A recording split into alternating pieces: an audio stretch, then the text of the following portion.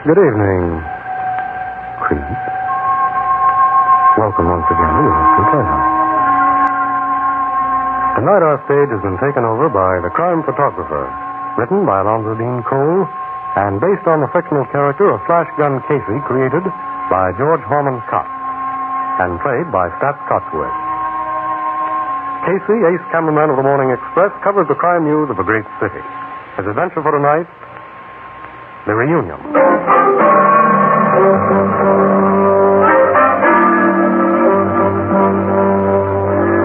About 9 o'clock in the evening, a luxurious suite in our city's most expensive hotel. One of its present occupants is a strikingly beautiful woman. In her hands is the latest fashion magazine, but she stares at it without interest. Irene. Yes, Ruth? You haven't turned a page in that magazine for half an hour. I've been thinking. Oh, Irene, why don't you put him out of your mind? If a man had done to you what my husband has tried to do to me, could you drive it from your mind? Oh, yes, I know. I made Kurt a success. He was just a poor weakling when I met him.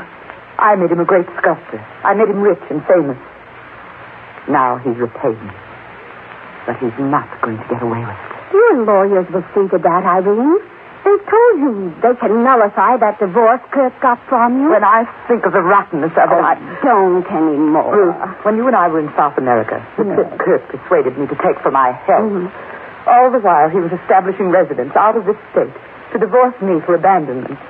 Then, when we came home 4 days ago, we find he's been granted his divorce. It was rotten, dear, so rotten. And he was preparing to marry another woman, that Bixby woman. Oh, he's contemptible. Filthy, loathsome. Oh, when I think of it, I want to kill him. I don't want to kill him, Ruth. I want to keep him. Keep him? Yes. What? No other woman's going to have him. Tomorrow I'm going to sign the papers for the nullification of the divorce, and Will you answer that, Ruth? Certainly. Hey, I'm not here. All right. Hello? Mrs. Walter isn't here. I'm Miss Chandler, her cousin. Who is this? Hold the line a minute. It's a man, Irene. He insists that he's got to talk to you. Who is he? His voice sounds a little like your husband. Kurt? Yes. All right. Here.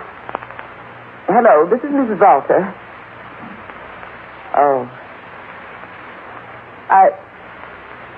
All right, wait a minute. Ruth, will you please go into the bedroom and shut the door? Well, yes, of course. Don't be angry with me. I'll tell you all about it later. Hello?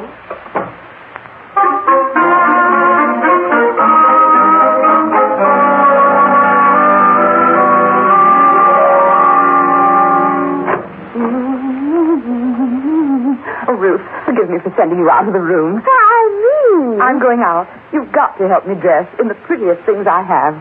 Thank heaven my hair was decently done today. Say, what is this? Was it Kurt? No, it wasn't Kurt. Darling, hand me that cold cream jar. Here. What other man is making you dress in your best? And you've changed completely since that telephone call, Irene. You'll just have to restrain your curiosity. And for several days. I don't expect to come back here tonight or tomorrow night. What? Maybe I won't come back for a week. Why? But don't worry, Ruth, and don't try to find me. I'm going to be happy again, dear. Altogether happy.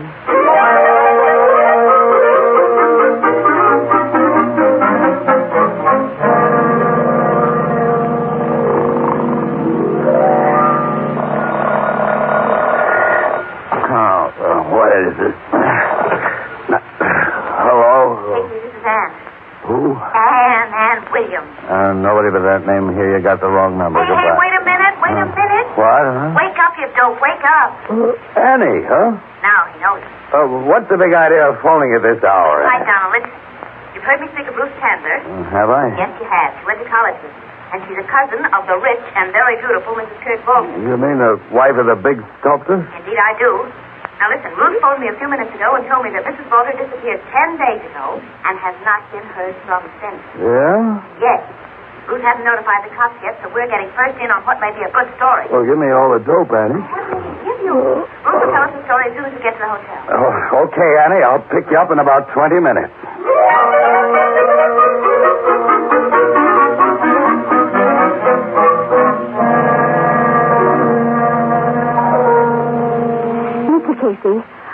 Irene left this suite on Friday night, 10 days ago, at about 10 o'clock. And that's the last I've seen or heard from her. Yes, but Ruth, listen, Mrs. Volter told you that she might be away for a week. Now, maybe she's just staying wherever she is a little longer than she intended. But she's not where I thought she was going then. Miss Chandler, you figured that Mrs. Volter was joining her husband for a reunion. It was the only thing I could figure, Mr. Casey.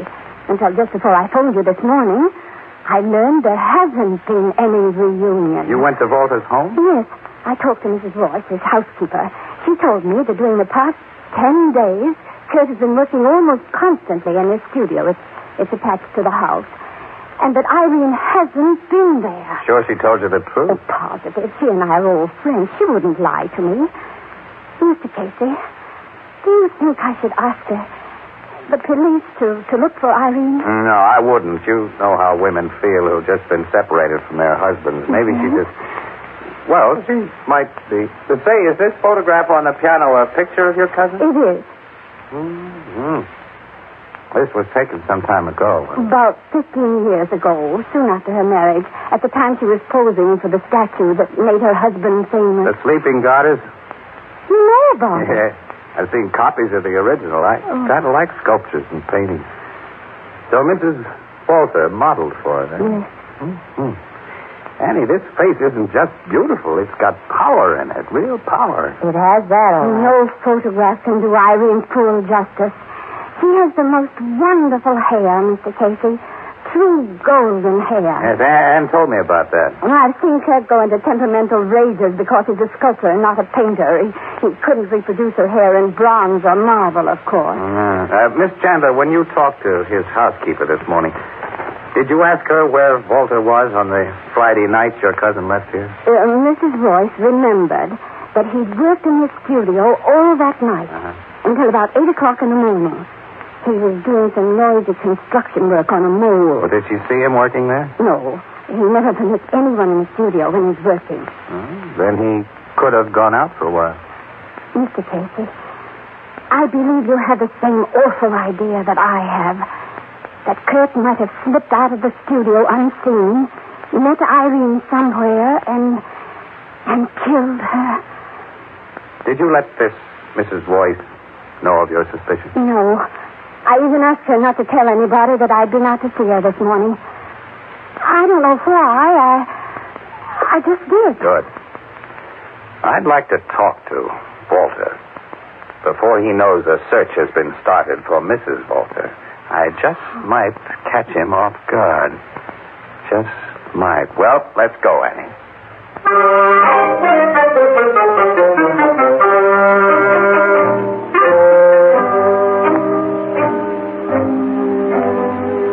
Mr. Volter will see you and this lady, Mr. Casey. He's in his studio. Please come this way. Oh, thank you. You're Mrs. Royce, aren't you? Yes. How did you know my name? Oh, Ruth Chandler has told us all about you. Here we are. Come in. The lady and gentleman from the Morning Express, Mr. Volter. Miss Williams and Mr. Casey. It's a great pleasure to know you. How do you do, Mr. Volter? Walter, it was nice of you to let us barge in on you like this. I'm always glad to receive newspaper people. You know, I have a special regard for the Morning Express. Its art editor has always been very flattering about my work. He sent you here, of course. Yeah. Oh, yes. We're from the art department. Will you want anything, Mr. Volter? No, thank you, Mrs. Royce. You can go. Well, sit down, Miss Williams. Thank you. Casey. Thank you. Have a cigarette? Yes, I'd like one. Mr. Casey? Much obliged. I will join you. I have a match right here ready. Here you are. Fine. Mr. Walter? Thanks. No, please. Do not light your own with that, Mr. Casey. Not three on the match. Okay, since you're superstitious. You see, I was born in Europe, in a little mountain village where people still believe in witchcraft, ghosts, and omens. I'm afraid my many years in this enlightened country have not completely eradicated my early teaching. I see. This is an enormous studio you have. Yes, we sculptors require a great deal of room. Yeah. See, this plaster model of your sleeping goddess must be over 8 feet long. Mm-hmm. He's certainly a masterpiece. I never saw the original. You are looking at the original now. I thought that was somewhere in Germany. I must explain my method of working. First, like all sculptors, I make a wax or clay model of my conception. But when it is only roughly complete, I take from it a mold and then make a casting of plaster. On the plaster cast, I carve my finishing touches. Another mold is then taken for the final casting of metal. This model provided the final mold. It's a true original, then. Yes. It's now almost priceless. You see, its bronze replica was destroyed by a bomb during the war. This really is worth plenty, then, isn't it? Many consider it my greatest work. I understand the model who posed for it was your wife. Yes. She is now my ex-wife. We are divorced. Yeah? Well, if she looked like this sleeping goddess, she was certainly some woman. More like a goddess than a woman. She had the most wonderful hair in the world.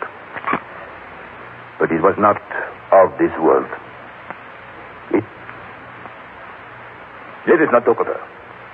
Okay. Hey. When did you make this plaster model, Mr. Volter? 14, 15 years ago. Why? The head feels damp, like fresh plaster. The head? That cannot be. Feel it. It is not damp. What do you say, Miss Williams? Feels stone dry to me, Casey. Huh? Yeah. Sure. Funny. When I first touched it, it felt cold and clammy. Like death. Death? Yeah. I see you don't have to go through your house to get in or out of this studio, Mr. Volter. There's a door leading directly outside. Yes. But will the story you and Miss Williams do about me concern this sort of thing? Well, hey, we must be getting to that story, yes. We want to hear about your most recent work, Mr. Volter. My current work is this group here. Oh, hey, that's a bigger hunk of plaster than the goddess. That's what you call hunk of plaster. Will bring me $30,000 when cast in bronze. Wow. You're in a good business. What do you call this group? I call it the Reunion. The Reunion? Mm-hmm. Yes. It is a symbolic conception. When did you cast that plaster? Why, just 10 days ago. I set up my mold and worked all night. All Friday night? It was a Friday night. And you call it a reunion.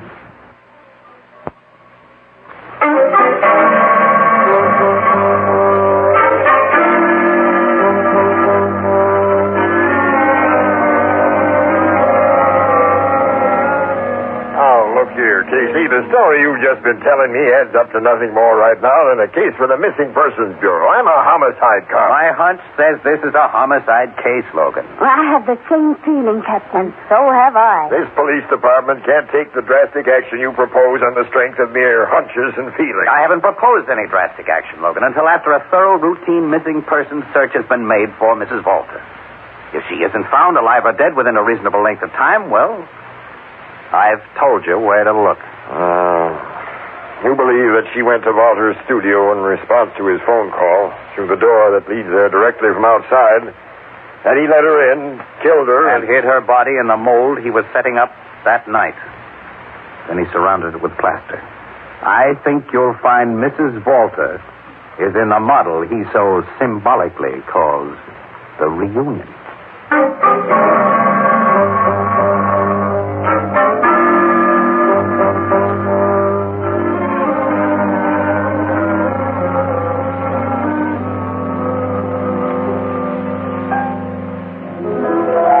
Casey? Hiya, Miss Williams. How are you, Ethelbert? Hello. I ain't seen you two all day. What do you have to drink? Oh, give me a cup of coffee. Gee, Casey, you must be feeling low. What are your troubles? We can put them in 3 little words, Ethelbert. The Volter case. Say, why don't the cops quit stalling on that?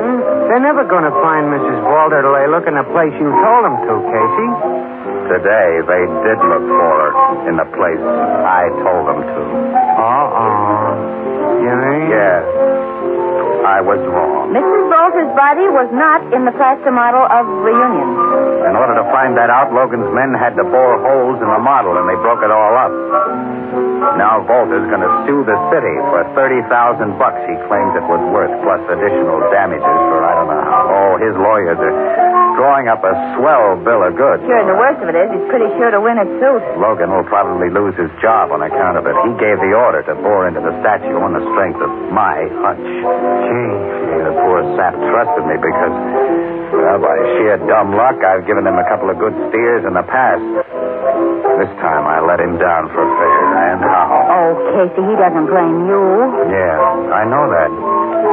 Look, don't ever tell the big dope I said this, but Logan's a pretty swell egg. Because Mrs. Walter's body wasn't hid in that statue, does it mean her husband's now in the clear? Sure does. Yeah? The only place he could have hidden her body was inside the freshly poured plaster of that Reunion model. Wait a minute, Miss Williams. Couldn't he have hidden the body in a closet or someplace around the house and then sneaked it out later? No, Ethelbert. Mrs. Royce and her cleaning women would have found it. Oh, of course not. And there's only one other model in the studio large enough to hide a human body in, and that was cast 15 years ago. Those plaster castings have a hollow core. Oh, so what, Casey? To have even gotten the body inside the sleeping goddess, Walter would have had to cut a big hole in the old plaster and then afterward patch it up with fresh stuff, which would show The head of the sleeping goddess, it felt cold, damp, like fresh plaster that day. It didn't to me, Casey. And you said it didn't to you either after a minute. Yeah, that's so. It's funny, that's what started my hunch about Mrs. Walter being buried in plaster. And when her husband said he'd cast that Reunion piece on the night she... Annie, I've doped the guy all wrong. He was smarter than I thought. What are you talking that about? That Reunion model was only a planned decoy. He put her inside the sleeping goddess. Then he deliberately led you and me and the cops to believe her body was in the Reunion model. And now that we've found she isn't there... Oh! Aha, you've got it. The city stands to lose $30,000 plus for that mistake. No sane cop is going to take a chance like that again. Casey, if you're right... If he's right, Ethelbert, Mr. Kurt Walter is going to get away with murder. Yeah. Say, Casey, What? why don't you sneak into that studio on a dark night, bust open that statue... And what if I didn't find the body, Ethelbert? Walter wouldn't bother to sue me. He just had me put away until about 1966. I got no more suggestions. I haven't even got a thought. Wait a minute. I have. Yeah? What? And I'm going out to see Mrs. Royce, Walter's housekeeper, and ask her one confidential question.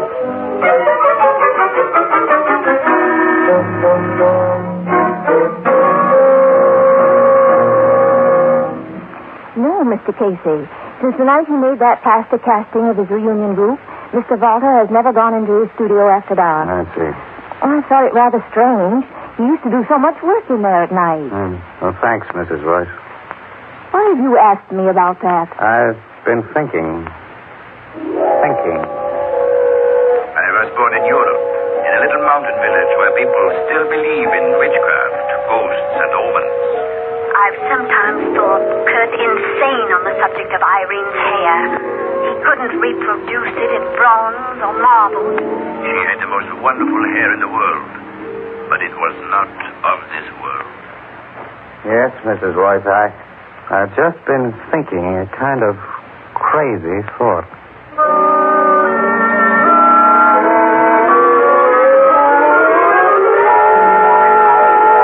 This scheme of yours is absolutely nuts. Call it a long shot, then, Logan, and play it with me, will you? If it happens to work, you save your job, the town saves at least $30,000, I save my peace of mind, and we'll have the goods on a rotten killer. Okay, pal, I'll take a chance.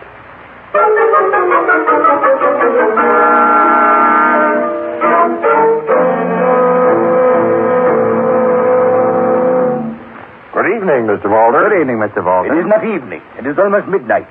Why have you insisted upon seeing me at this hour? Well, it's a kind of peculiar thing, Mr. Walter. Mr. Walter, do you believe in dreams? Dreams? Yeah, dreams. Casey here had a very funny dream last night. Why should I? It concerns you, Mr. Walter. You see, I dreamed about Mrs. Walter. My ex-wife? Uh-huh. I dreamed that she talked to me. She talked to you? Yeah. She wasn't like a woman in my dream. She looked like that statue of yours she posed for, the sleeping goddess. She was the goddess, only awake. Awake? Uh-huh. Casey, tell him the funny thing she said to you in your dream. Okay, Logan, I will. Mr. Walter, she said, I am the goddess awake because my life is in my statue. She said her life was... Uh-huh. Uh-huh. And her hair was the shiny gold color I've heard Mrs. Walter had. So bright. It seemed to have light in it. Why have you come here to tell me about this? Because in my dream she told me to come here. She told you? Just before midnight, she said. It's almost that now, Casey. We got to move fast. Yeah, come on, Walter, into your studio. Into my studio? She told Casey to have you there at midnight. Clock's striking 12 now. Come on, hurry. No, let me go. How dare you? She wants you in the studio, Walter, where she's waiting for you. Waiting for me? The goddess awake with shiny gold hair. Don't open that studio door. Don't push me inside. We're leaving you inside. And in the dark. Open this door. Let me out. Light switch does not work. Open this door. Don't leave me alone here in the dark. You're not alone, Walter. The goddess is awake in there. No.